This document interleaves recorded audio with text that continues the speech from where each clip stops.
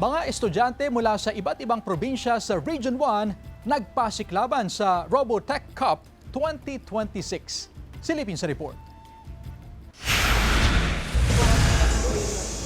Baka sa mukha ng mga estudyanteng ito ang determinasyon na manalo sa ginanap na Robotech Cup 2026 sa Dagupan City sa hirap ng mga dapat pagdaanan at gawin ng kanilang output na mayagpag pa rin ang talino at pagkamalikhain ng mga kabataang inventor. I-showcase kung gaano kagaling ang ating mga estudyante kahit sa public or sa private schools, kung paano sila mag-innovate ng mga robots na addressing real-world problems. Ang kompetisyon ay bahagi ng Regional Science, Technology and Innovation Week ng DOST Region 1. Nahati sa dalawang kategorya ang kompetisyon, ang Search and Rescue at Bin Collection. 4 na po ang bilang ng mga nagparehistro sa kompetisyon, ngunit 25 lang ang nakapasok sa semifinal round. Higit sa kompetisyon, naging entablado ito ng pagtutulungan at determinasyon. And so far po, yung experience po is super promising po.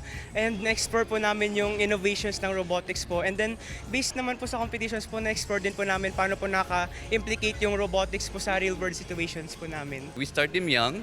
When they're going to reach their professional career or their college level, nakikita nila na may potential pala.